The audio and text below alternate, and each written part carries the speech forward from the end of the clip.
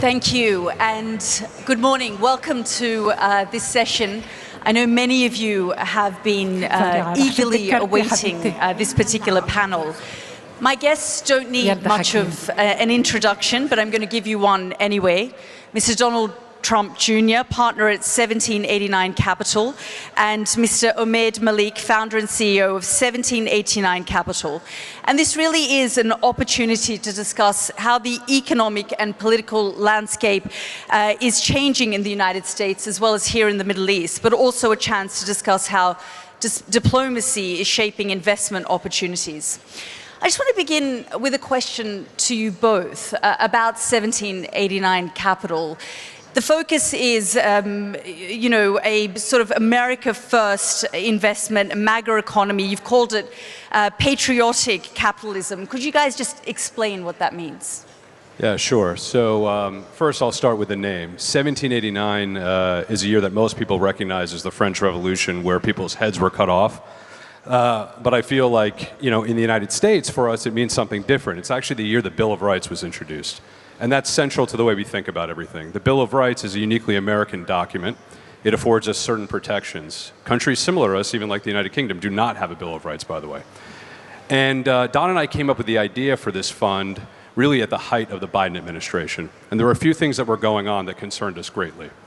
The first was what we felt was an unholy alliance between the largest corporations, mostly in big tech, with the federal government, in cahoots to basically undermine some of those constitutional protections, namely the First Amendment.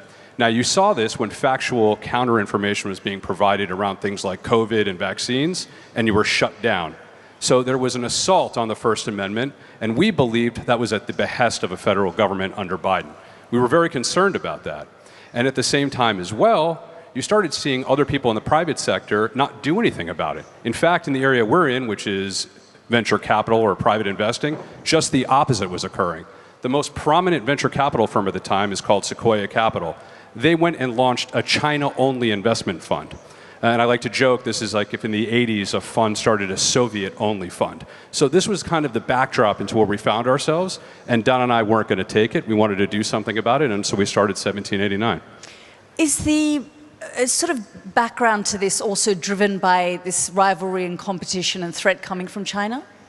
I think 100%. The world has realized where China stands. I think when you look at the alliances that we're talking about, even on this very stage, countries coming together to solve major conflicts around the world, I think that's fundamentally important. China has acted as an actor for themselves.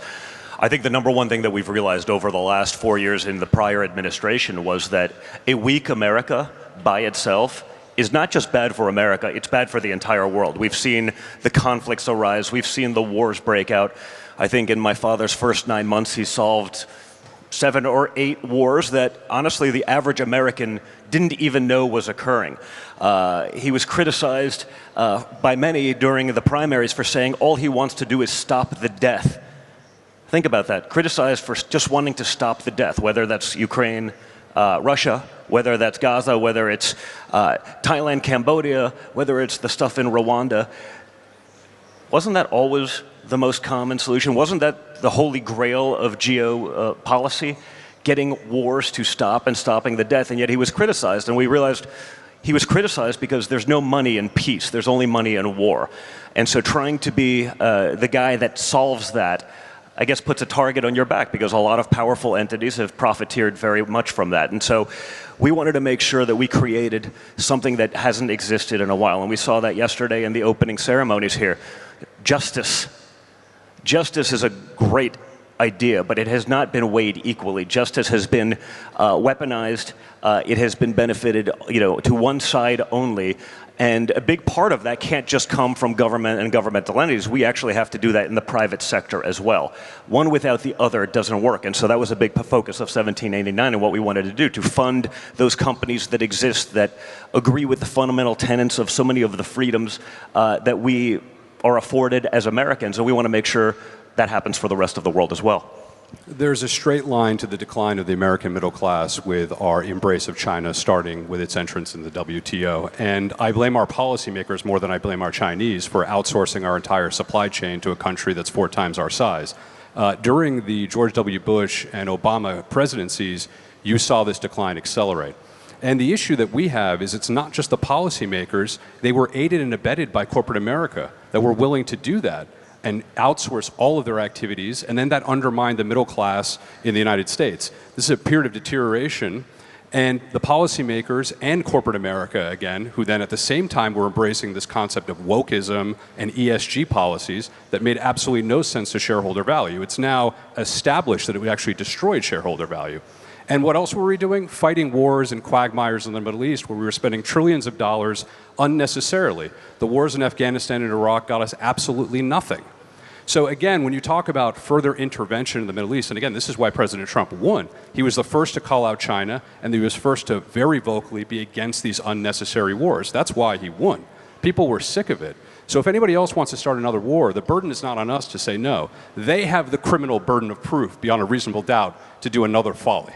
In fact, during the campaign, he was accused of perhaps trying to start wars. That was kind of a slogan that many people pushed, his critics.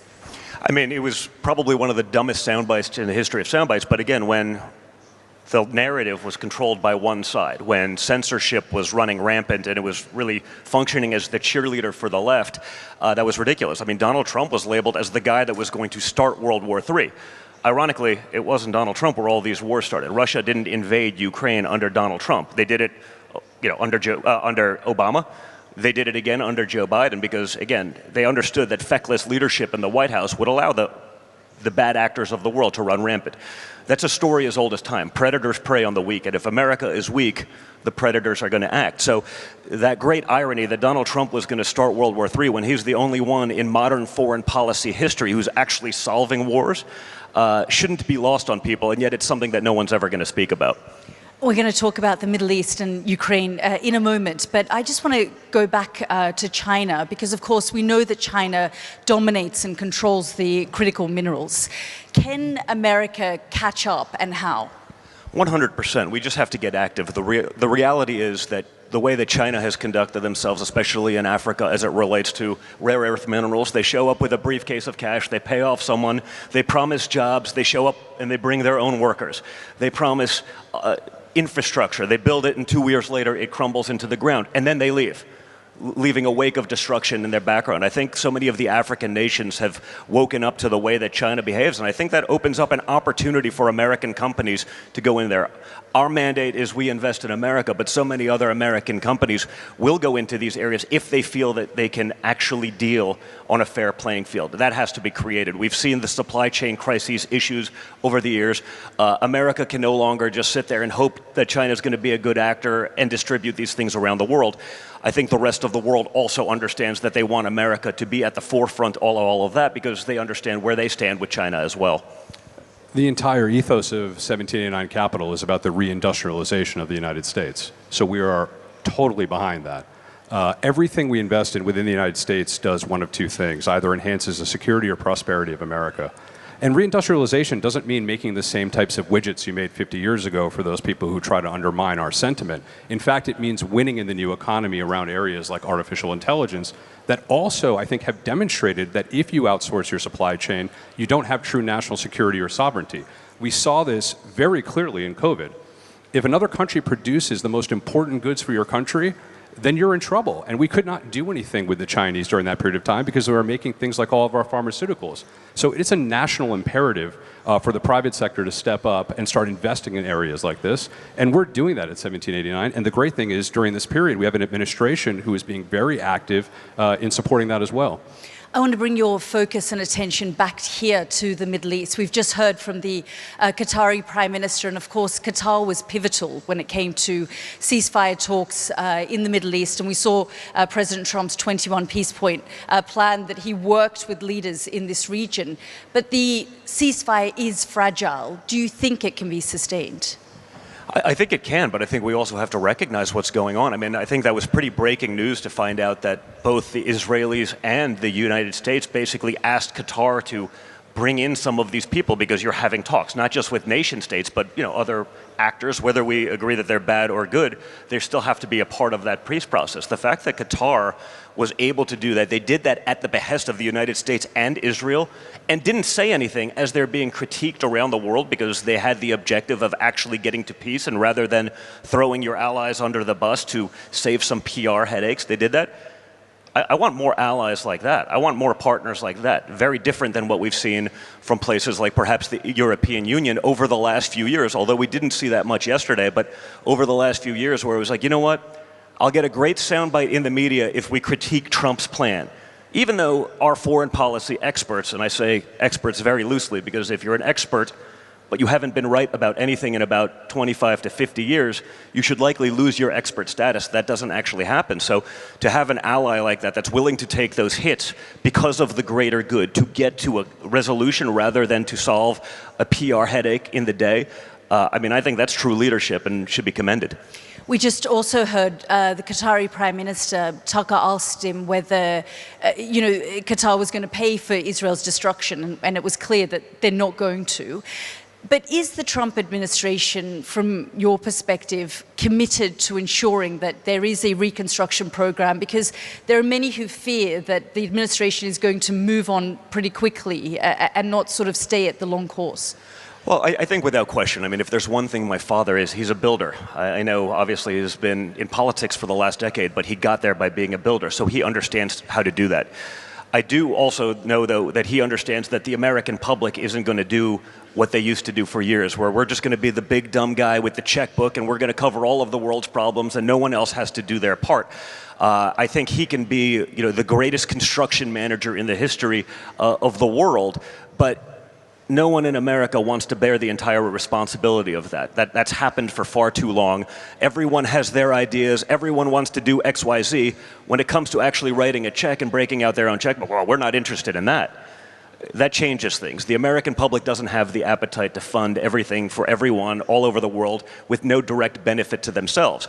So I think he can be the manager that brings that together, but everyone's going to actually have to step up and do their part and not just leave it to the United States to cover everything.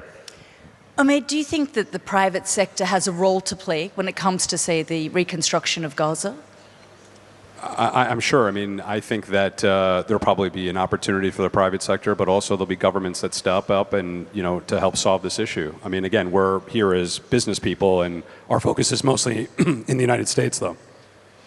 I want to focus on Ukraine because, of course, as you say, you're both here in the capacity of business leaders, but you've also been instrumental in shaping the message of the administration. You talked about Europeans, and Europeans are concerned that Ukraine is going to be abandoned. Are those fears valid? I don't think Ukraine is going to be abandoned, but I think for years, again, it was the same thing as the last answer, which is, well, we want to attack Russia. We want to do this. Well, when it comes to actually writing a check ourselves, no, the U.S. is going to do it. The American public doesn't have an appetite for that. Since the invasion of Ukraine, I heard major leaders, Mitch McConnell, the leader of the Senate in the United States, saying, it's the #1 issue for Republicans in the United States. And I say, that's weird. I speak to Republicans all over the country every day, probably far more than Mitch has ever spoken to, despite his 379-year career in politics. I did that on a weekly basis, and I surveyed people at every talk I did. It got to the point where it was probably well over 200,000 Americans that I spoke to directly. And I'd be in a room like this, and I'd ask, is Russia-Ukraine a top 3 issue for anyone in the room? Nothing. Is it a top 10 issue for anyone in the room? I think I got 3 people that once said it was a top 10 issue. 3 out of hundreds surveyed, hundreds of thousands, every weekend for 2 years, till basically through the campaign. One person misunderstood the question. He thought it was a double negative. One person was actually from Kiev, so he was like, it was a big deal for him. And the other person was, I think on the board of Raytheon. So there was no appetite for that, but that didn't stop a Republican Party from saying it's the #1 issue. It's not, and we actually have to listen to the will of those people. So we want peace, we want to stop the death, but I even saw that yesterday where, on this very stage, what was the idea for Europe, who is on the border of Ukraine, who has much more at stake if this happens? Well, our plan is to win economically. when pressed on the issue. How are you going to do that? Well, we're just going to wait for Russia to go bankrupt. That's not a plan. That's not an idea. The gentleman from Spain was a lovely guy. I saw him last night later on at the forum, but Spain was putting in 2.2% rather than the 5% required by NATO, because my father actually wanted people who are the biggest stakeholders to get into the game. Well, we feel that our 2.2% is being utilized more efficiently, and therefore we're not. That's not an answer. That's not a solution. And again, I understand why they are there, because America has set a precedent for decades that they'll just write the check. But if the will of the people isn't there, everyone needs to step up. Everyone has to do their share. And that includes what's happening here in the Middle East. If we do that collectively, we can get to an answer. But if we default to the old ways of America's just going to be the big idiot with a checkbook, that's not going to work. That's not going to happen. And you saw what happened. When my father starts threatening they're going to pull out, we're not going to do this anymore, because he's listening to the people that elected him to office, the whole world, this is outrageous. It's not outrageous, it's common sense. When we're bombing drug boats in the Caribbean, people who are literally bringing in fentanyl to America, something that kills 100,000 Americans a year. Okay, just for perspective, that's 2 Vietnam Wars a year in America. The neocon establishment, the Democrats, how dare you do this? I mean, that's a far greater, clear and present danger to the United States than anything going on in Ukraine and Russia, and yet they're against it. Think of the insanity of that. So my father has a common sense approach to everything. That's because rather than being a lifelong bureaucrat who's never actually done anything in the real world, he has, and he understands what that means, and we have to act accordingly. Yeah, so I just want to say one thing on that. Going back to the gentlelady that spoke yesterday, I think she had a Freudian slip, at least I hope it was one, where she talked about what we did to the Russians in Afghanistan. That's not a great comp, by the way. Okay, that's a horrible comp. What we were doing, we're funding a mujahideen that create radicalization in that country, and we know what we reaped after that. I'm a business person, I look at this. We've spent almost $300 billion over there, and now we find out that Zelensky's number 2 is under investigation for corruption. Where's the audit of where any of that money went? We should be asking those questions. We have over 300,000 people dead. It doesn't make sense as the United States to have enemies in both Russia, China, and then also add Iran in there. So from a strategic standpoint, again, speaking as a private citizen, my sense is you should act as a reverse Kissinger, neutralize the Russians, and then focus on the real threat that nobody seems to want to talk about except his dad, who started the conversation, that China is the one that you need to focus on. One of the most amazing things I got to witness, I was this summer with my beautiful girlfriend Bettina in Monaco, and we were driving around, and on an average day, 50% of the supercars, the Bugattis, the Ferraris, the this, all had Ukrainian plates. Do we think that was actually earned in Ukraine? I'd been to Ukraine 20 years ago. It wasn't like there was a plethora of wealth there. And yet, you see the number 2 there getting arrested for stealing hundreds of millions of dollars. You hear all the rumors about what's going on. When I see every license plate on a supercar in Monaco being Bugattis, the rich fled. They let what they believed to be the peasant class fight these wars. And there was no incentive to stop, because as long as the money train was coming and they were stealing it and no one was auditing anything, the leaders, the decision makers, there was no reason for them to ever come to peace. No different than Putin. It wasn't the son of oligarchs that were fighting these wars. It's someone from Siberia that they're sending there. And he utilized the war to rebuild his manufacturing base. It was very clear that the sanctions that we put on did nothing to actually help. All it did was jack up the price of oil, which allowed him to basically pay for the war with the delta between the two while building up his manufacturing base. There was no incentive for anyone to ever get to the table. Zelensky knew he wouldn't win another election again, and they were continuing to steal. Putin was building up his manufacturing base, and all we had in the wake was millions of young men dying for nothing. I mean, obviously, Ukraine has a massive corruption issue, and as you say, it was a far more corrupt country than Russia, as delegated by the United States government prior to this war. But then, because of the war, and because he's one of the great marketers of all time, Zelensky became a borderline deity, especially to the left, where he could do no wrong. He was beyond reproach. Years of corruption, years of graft and theft on a world stage that everyone in this room knew was happening, was totally absolved. And it's ridiculous. We're not dealing in reality. But is your hunch that President Trump is going to walk away? I think he may. What's good about my father and what's unique about my father is you don't know what he's going to do. The fact that he's not predictable, he's not following the playbook of every clown who's, again, been a bureaucrat for decades, you don't know. And so that forces everyone to actually deal in an intellectually honest capacity, which has not happened in far too long.